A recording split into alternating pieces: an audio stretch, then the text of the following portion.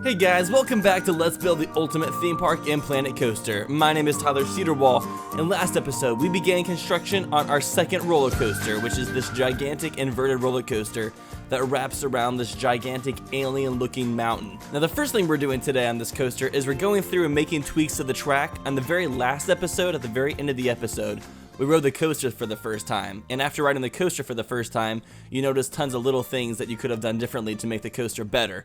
So that is what I'm doing here. I'm going back and selecting pieces of the track that I thought weren't exactly the way I wanted. There were some parts of the track where the banking wasn't exactly the way I wanted, or it wasn't smooth enough, or the incline was kind of weird. So you see me going through and fixing some of the parts of the coaster to make them even better. And that is a very important aspect of building these coasters in this game, is you're not going to get them 100% right the very first time for the most part. Sometimes there's going to be little tiny tweaks that you need to go and fix, but fortunately, they made it so easy to fix things in this game. All you have to do is select the part of the track you want, and you can twist and turn it, move it up and down, left or right. It is so flexible, and building coasters and re-editing them in this game is no problem at all. In other Roller Coaster Tycoon games in the past, if you wanted to fix something on a coaster, you had to go through, delete that whole entire segment of the track, and rebuild it. But in this game, it's just like a wiggly worm that you can pull on, sort of like a puppet. So there's actually a lot I want to get done this episode. Starting off with fixing this track, I want to move on to editing the terrain on this mountain and make it look way better than it currently does, because right now it's a little bit basic, but I want to make it look really nice, really detailed, really just make it really everything. You know what I'm saying? Just really everything. Really. I don't know why I'm emphasizing the word really so much. And then I want to also build the queue for this coaster and start building the building or track station around the queue and station. I'm really going to go all out on that. It's going to take several episodes to build the station for this coaster, but it is going to be worth it because it is going to be super legitimate. Now my goal when editing this mountain was to make it as massive as I possibly could. I did not want it to seem like a puny little mountain that this coaster was going through. I wanted it to seem like this coaster was going through a legitimate mountain that was tall and menacing and very space-like. So that is what I did. Also, something that was sort of annoying when editing the terrain is whenever you edit the terrain, it changes any of the texture back to grass whenever you edit the shape of it. So if the texture is dirt and then you change the shape of the ground, it'll turn back into grass, but it's not a huge problem, just a minor inconvenience. Now real quick, something I went ahead and decided to do is I rose the terrain for almost the whole entire park, because I decided that I wanted this whole entire park to be on a hillside. So whenever you're standing at the very beginning section of the park, you will be able to see the rides in the back because they will be on top of a hill. So that will allow you to see more of the park from the front. It won't hide certain rides in the park from you, and I think it'll just add a really more dynamic look to the park, especially when you're looking at it from the front. So I decided to raise all of the ground, which is really easy. All you have to do is use this flatten tool, and it flattens the ground to whatever height you want, and I was able to raise the ground of the whole entire park with ease. It's a really great tool, I love it. And another fantastic terrain tool this game has is this roughen tool that I'm using on this mountain right now. Whenever you apply it to the ground, it will roughen it up and make it look a lot more rocky, and I think I went all out. I decided to overdo it in some areas to really make it seem like this is a very alien-like terrain, something you wouldn't see on Earth, something just really weird. So I just had like random rock outcroppings and just like holding this button down on certain pieces of the ground, but alter it and change it in a really unique way. And then after doing all that, I had to retexturize it all again, since changing the formation turned it all back into grass. So I added dirt, a mixture of dirt and rocks. I try to put dirt on flat areas and then rock on areas that seem more cliff-like. I wanted to have a good balance to make it seem like a little bit realistic. Sorry, it sounded like I was about to cry with the word right there. It's like realistic. I don't know why it sounded like that, but man, I really love this rock texture. I think it's just very, even though it's a two-dimensional texture, I think it's a bitmap, which allows it to look more three-dimensional than other types of textures, and it just looks so good. Now, a couple minutes ago, I mentioned that we were going to spend a couple episodes working on the building that holds the queue and the station for this coaster, and there is a reason for that. So, as I said, for each ride, I'm going to try to push myself in a new direction and try to do something more advanced than I've done in other coasters. And for this ride, my goal for building this coaster was to really utilize the terrain and try to do some really unique things with the terrain. But for the station, I also wanted to have a goal. So my goal for the station was to go all out for my very first time when building a roller coaster station. I wanted to have a very detailed queue or waiting line that has lots of decorations, so whenever you're walking to the ride, you are entertained just by the decorations around you. On the exit, I wanted to have like a gift shop. I wanted to have like a path that led to a gift shop where you could potentially buy gifts that are catered towards the ride, or maybe pictures of the ride. I don't think this game actually has in-game pictures yet where you can take pictures while you're riding the roller coaster, but for now I'm just going to use my imagination to imagine that they do have that option.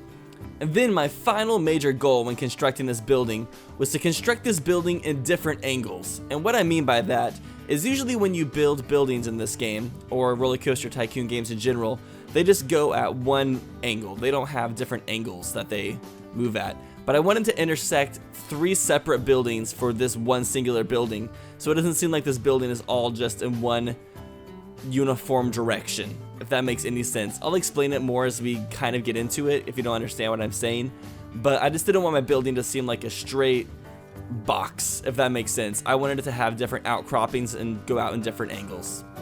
Alrighty, but we have now started construction on our coaster's building. So when it comes to the materials that I'm using for this coaster, I ended up using the same type of metal walls and flooring that we used for the first coaster, the Manhattan Project, but I decided that I wanted to make it look different, and the way I did that was I decided to use some colored walls. I decided to change the texture of the metal, so instead of it looking white and pristine, I decided to go with some green walls, some purple floor, just to kind of give it like an off-putting alien color, because the theme I'm aiming for on this coaster, and I don't think I've mentioned this yet, is I want this coaster to feel like you're going into an alien base. So whenever you start walking into this queue, it's going to kind of feel like you're walking into a random mountainside, and you're just going to walk through some caves that I'm going to create with rocks. And then eventually, after walking through those caverns, you'll stumble upon a secret alien base that you didn't know about. And there's going to be like science laboratories with aliens performing experiments, and then after walking through the laboratory a little bit, you'll come to the actual station for the roller coaster, and that will lead to the ride. Now, it might seem like we don't have that much space to do that sort of thing, but trust me, I planned it all out in my head, and it is going to work. The very first curvy section of the path is going to be sort of like a cave, and then when it starts to incline, that's where you're going to be like an alien laboratory. You'll see it eventually. It's going to all come together and look super duper dope. So dope.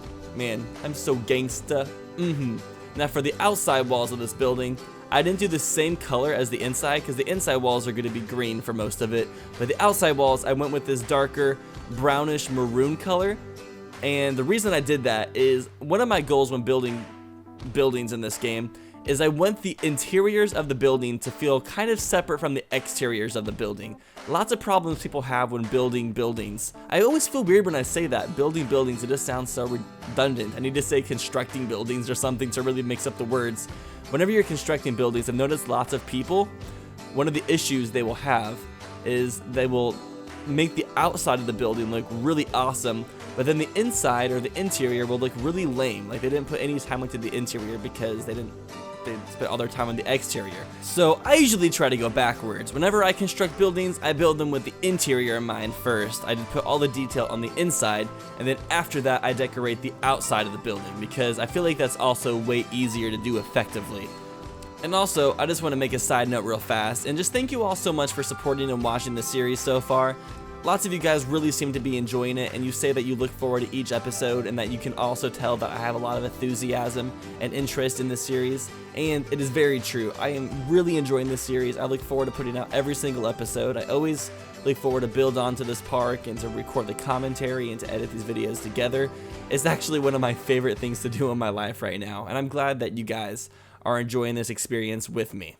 I believe I mentioned this in episode 2, but this series is actually inspired by another series named Let's Build in Minecraft by Yogscast where Yogscast he would make these just epic, really cool builds in Minecraft, and they were just really cool, really detailed, and it was actually one of my favorite series to watch on YouTube. Every single episode, I would just look forward to it every single week, and it was just so much fun for me to watch. I would just, whenever it came out, I would drop everything I'm doing and just watch it because I was just so fascinated with the things he was building. So for this series, I was kind of trying to capture the same feel or the same essence that he gave me whenever I was watching that series, and so far I feel like I've been doing a fairly decent job, which I don't mean to brag, but I mean I'm accomplishing my goal of trying to make this series the way I wanted it to be, and that's just, for personally, I'm pretty proud of that. And I know a lot of you guys originally subscribed to me for Nintendo content because that's what I originally used to post on my channel a lot before Nintendo got super nitpicky and started not allowing people to post content of Nintendo on their channels. Well, as far as I'm concerned, I've actually gotten more backlash from Nintendo for my Let's Plays than any other Nintendo Let's Player, because they've actually taken down several Let's Plays of mine, including Mario 3D World, and then also a couple of Mario ROM hacks like Mario Star Road and stuff, and it was just really discouraging for a while. And I really want to do a Let's Play of Zelda Breath of the Wild when that comes out, so I'm gonna potentially look into that and see if I can do a Let's Play of that when it comes out, even if I don't make any income off of it. I just think it'd be a really fun experience, so that's something I'm definitely going to look into. So if you guys do like my Nintendo content, I'm going to try to do that for you guys and for myself, because I just really want to play that game for you guys. I think it'd just be a really fun and bonding experience for us. Not bondage experience, just bonding experience. You know, don't want to get too dirty or anything. But anyways, back to this game. So as you see, the little outcropping I'm building right now to this building is actually going out at an angle. Now originally you used to not be able to build things at angles in Roller Coaster Tycoon games, but now in this game you can. Now what I had to do is I had to completely add a completely new building.